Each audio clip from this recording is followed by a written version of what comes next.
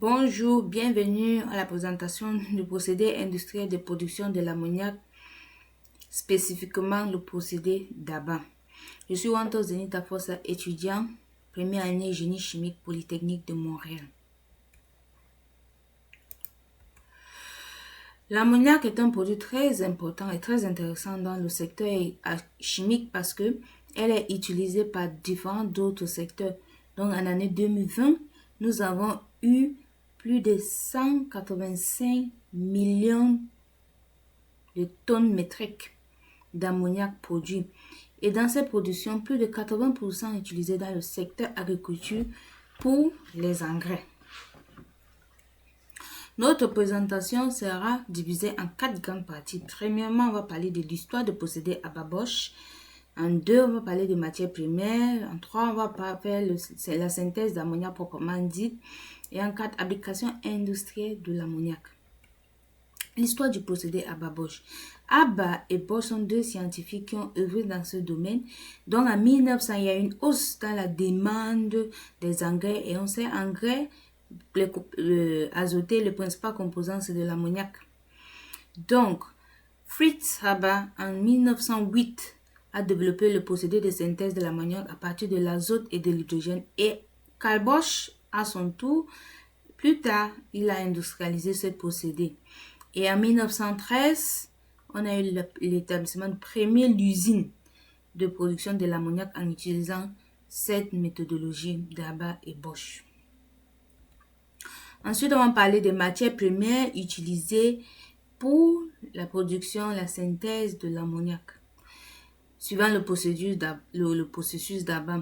Et en premier, il y a l'azote qui provient de l'atmosphère, il y a de l'hydrogène issu de reformage du méthane, de gaz naturel, il y a le catalyseur, beaucoup plus utilisé, c'est du fer, mais avant, on utilisait de l'osmium et de l'uranium.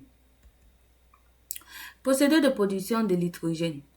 Parce que ça, c'est la matière première la plus compliquée à produire. Parce que l'azote, elle provient de l'air par liquéfaction. Parce que l'air est constitué de 78% de l'azote.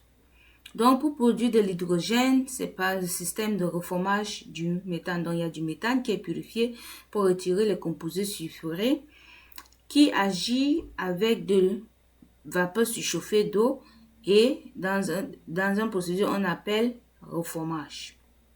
Ici, hydrogène, ça va produire le monoxyde du carbone et le dioxyde du carbone, et il y a du méthane et de l'eau qui n'ont pas réagi et qui sont renvoyés à l'unité suivante où il y a le water gas shift, ou en quelques termes, réaction de décalage au gaz, où le monoxyde du carbone réagit avec de l'eau davantage pour produire du dioxyde du carbone et de l'hydrogène, qui sont tous, et à la sortie, tous les produits sont envoyés à une colonne à distiller où l'hydrogène est recueilli en bas et les restes de produits sont recyclés pour produire encore de l'hydrogène, et c'est du cycle.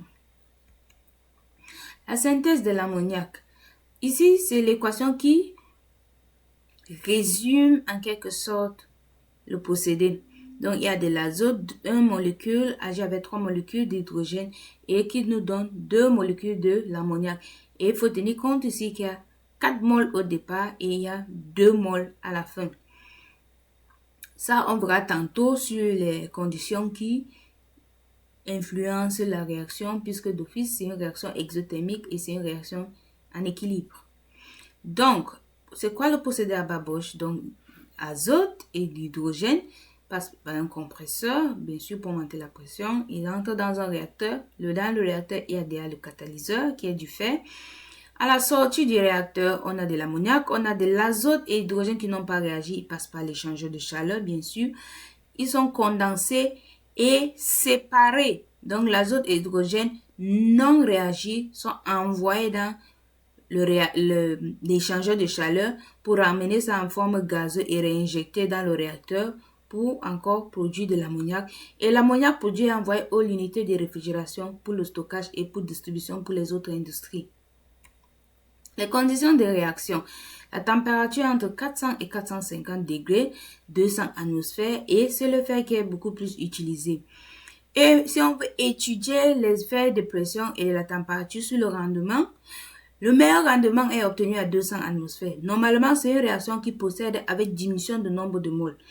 Donc, considérant le principe de Le Chatelier, une augmentation de pression va augmenter le taux de production de l'ammoniac. Par contre, opérer une installation à haute pression, ça coûte très cher et c'est très dangereux. Donc, le compromis de 200 atmosphères est fait à chaque fois. Maintenant, la température, on sait c'est une réaction exothermique, donc normalement, on doit baisser la température pour favoriser la réaction du gauche vers la droite, c'est-à-dire de production de l'ammoniac. Or, à des températures très basses, le taux de réaction est lent, donc on cherche le compromis entre 400 et 500, c'est-à-dire 400, 500, 400, 450 pour produire de l'ammoniac. Donc, même si le taux de réaction sera élevé, le rendement serait pas très bon, mais à chaque fois, on va recycler les produits. Application industrielle de l'ammoniac.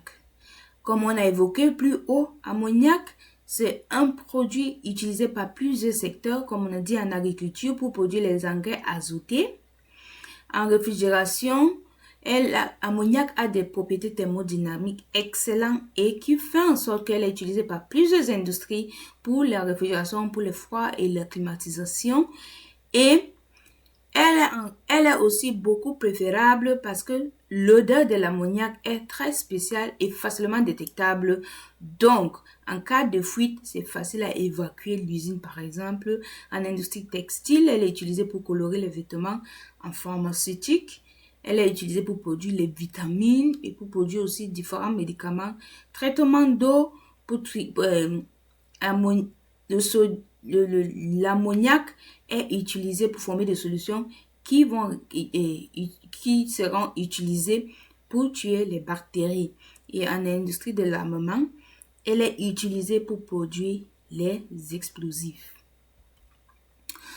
En conclusion, au terme de notre capsule, on a très bien aligné le fait que l'ammoniac est utilisé par les industries et c'est un produit très important, mais beaucoup plus important dans le secteur d'agriculture.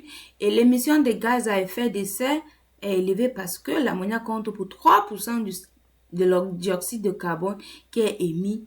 Et c'est quand même énorme.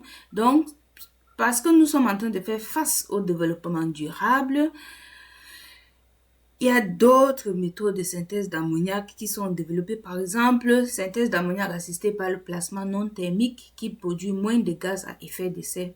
Donc, il y a bien d'autres différentes méthodes qui sont développées pour pallier à ce problème. Merci. Est-ce qu'il y a des questions? Ici, ce sont mes listes de références que j'ai utilisées pour préparer la capsule de vidéo. Et merci à Sligo pour la maquette gratuite.